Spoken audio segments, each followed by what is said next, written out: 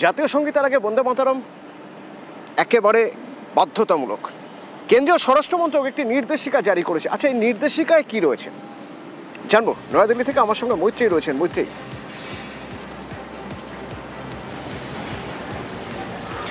দেখো, স্বরাষ্ট্র মন্ত্রকের তরফ থেকে একটি নির্দেশিকা জারি করা হয়েছে রাষ্ট্রগীত বা ন্যাশনাল সং বন্দে মাতরম নিয়ে, এবং সেখানে কি উল্লেখ করা হয়েছে, এতদিন পর্যন্ত বন্দে মাতরম নিয়ে কোনো নির্দিষ্ট গাইডলাইন ছিল না, অর্থাৎ বন্দে মাতরম কোন পরিস্থিতিতে গাওয়া হবে, কতটা গাওয়া হবে এবং সেক্ষেত্রে কি কি নিয়ম মানতে হবে সেই বিষয়ে একটি গাইডলাইন প্রকাশ করা হয়েছে স্বরাষ্ট্র মন্ত্রকের তরফ থেকে। এবং সেখানে উল্লেখ করা হয়েছে যে বন্দে মাতরমের প্রথম 6টি স্তবক গান গাইতে হবে, এবং এটি কখন গাইতে হবে, যখন বন্দে মাতরম যখন পতাকা উত্তোলন করা হবে তখন জাতীয় সঙ্গীতের আগে এই রাষ্ট্রগীত গাইতে হবে, এবং তার 3 মিনিট 10 সেকেন্ডের এই 6টি স্তবক সেই অংশটি গাইতে হবে। রাষ্ট্রপতি যখন কোথাও পৌঁছবেন তখন এই গানটি বাজাতে হবে। রাষ্ট্রপতি যখন দেশের উদ্দেশ্যে ভাষণ দেবেন তার আগে এই গানটি বাজাতে হবে, এবং একই নিয়ম কার্যকর হবে রাজ্যপালের ক্ষেত্রে, অর্থাৎ রাজ্যপাল কোনোখানে পৌঁছানোর আগে এবং তিনি কোনো বক্তব্য রাখার আগে, কোনো ভাষণ দেওয়ার আগে এই গান বাজাতে হবে। যে কোনো সরকারি অনুষ্ঠানে, বিশেষত যেখানে পতাকা উত্তোলন করা হবে সেখানে এই রাষ্ট্রগীত বাজাতে হবে এবং তার 6টি স্তবক বাজাতে হবে, এবং তখন প্রত্যেককে দাঁড়িয়ে অর্থাৎ স্ট্যান্ডিং অভেশনে দিতে হবে এই রাষ্ট্রগীতকে। আমরা দেখেছি যে বন্দে মাতরম নিয়ে বিস্তর রাজনীতি হয়েছে, এবং একই সঙ্গে বন্দে মাতরমকে যথেষ্ট গুরুত্ব দিয়ে পালনও করা হচ্ছে। তার কারণ বন্দে মাতরমের 150 বছর চলছে এবছর, এবং গোটা দেশে বন্দে মাতরমকে নিয়ে উদযাপন করা হচ্ছে।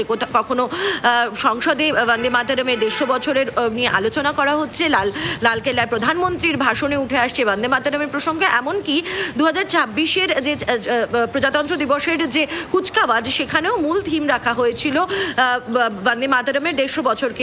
এবার একেবারে স্বরাষ্ট্র মন্ত্রকের তরফ থেকে গাইডলাইন দিয়ে জানিয়ে দেওয়া হলো সমস্ত রাজ্য এবং কেন্দ্রীয় শাসিত রাজ্যগুলোকে যে বন্দে মাতরম গাওয়ার নিয়ম কি, এবং কোন কোন ক্ষেত্রে বন্দে মাতরম অবশ্যই গাইতে হবে, এবং তার কোন অংশটা গাইতে হবে। প্রথম 6টি স্তবক গাইতে হবে বলে এমএইচের তরফ থেকে নির্দেশ দেওয়া হয়েছে। অতনু, ধন্যবাদ।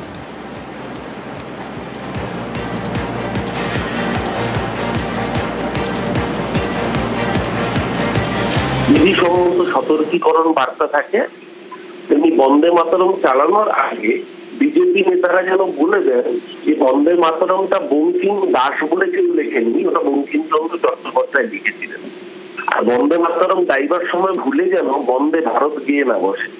এটাই এখন বাংলা ও বাঙালি প্রেম দেখাতে হবে। তো নির্বাচনে গতবার ভোটের সময় রবীন্দ্রনাথ চেয়েছিলেন আলখাল্লাপুরে আর বড় গাড়ি দেখে, এবার বঙ্কিম দা বন্দে মাতরম গান গাওয়া বাধ্যতামূলক, করুক বা না করুক। বাঙালি জানে বন্দে মাতরম গান ভারতবর্ষের স্বাধীনতা সংগ্রামীদের বীজ মন্ত্র ছিল, তাই ফিরে ফিরবে না।